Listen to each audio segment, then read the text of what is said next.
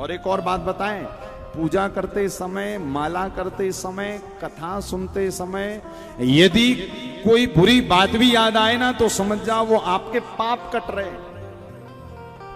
कहते मेडिटेशन जब करने बैठते ना हम लोग, ध्यान लगाते उसी समय ना जाने क्या क्या याद, पता लगा 10 साल पहले आपको किसी ने क्या कहा था वो याद आ जाए और उसी का क्रोध आ जाए।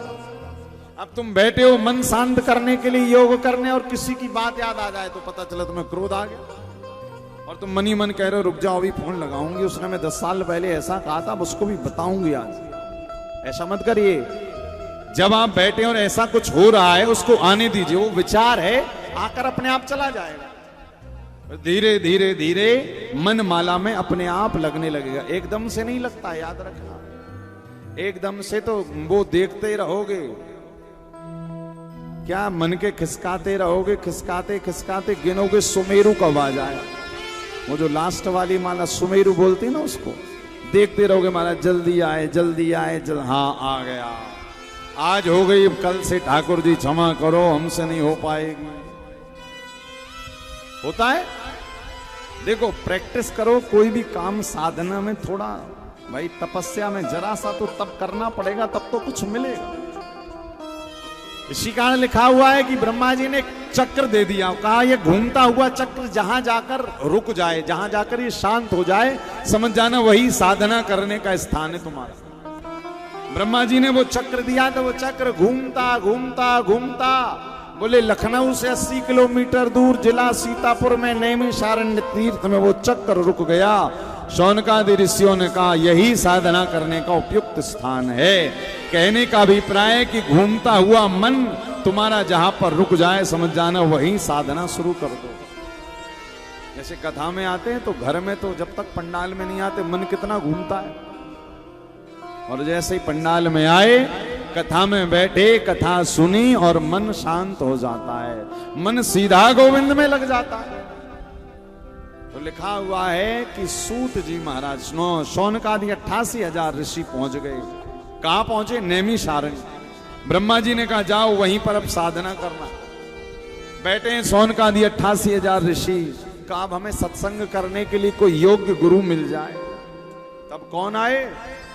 कि नैमिषे सूतमासीनम अभिवाद्य महामतिम कथामृत रसा स्वाद कुशला शौनको ब्रवीता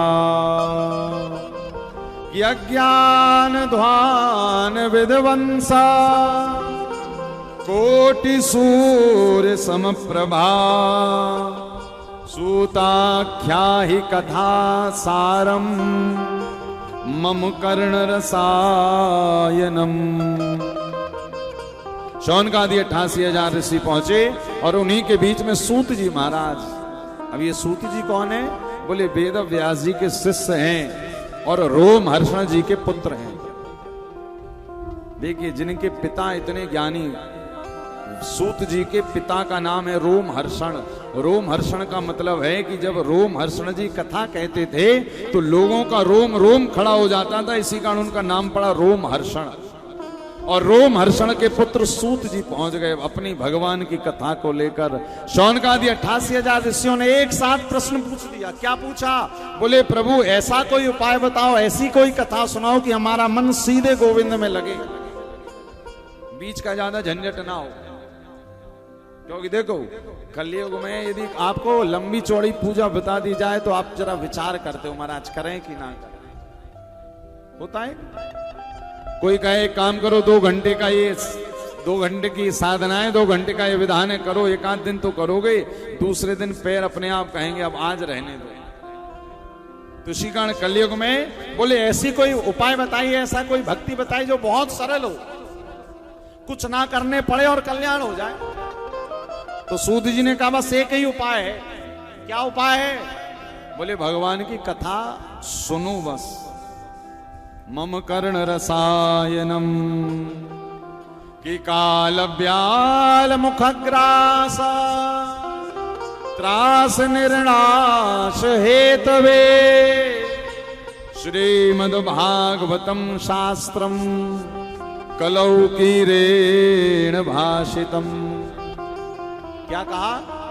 शौनकादि ऋषियों ने कहा प्रभु कलयुग के प्रभाव को खत्म करने का कोई उपाय बताओ। तो क्या कहा सूत जी ने?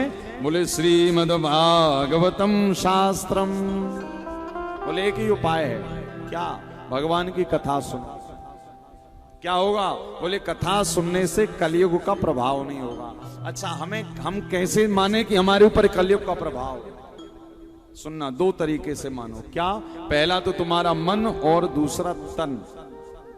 आप देखिए कभी हमारे वृंदावन आइए, वृंदावन में आने के बाद में जो ठाकुर जी का भजन करते हैं ना, तो वो भले कैसे भी रहें, 56 भोग ना भी मिले, भिक्षाटन करके अपना जीवन यापन करें, किंतु उनके चेहरे पर कभी भी आप देखोगे उनके चेहरे पर कोई उदासी, कोई मायूसी नहीं रहती है। भगवान का भक्त जहां भी मिलेगा तुम्हें मुस्कुराता हुआ मिलेगा, राधे राधे कहता हुआ मिलेगा, और संसारी जहां भी मिलेगा रोता हुआ मिलेगा।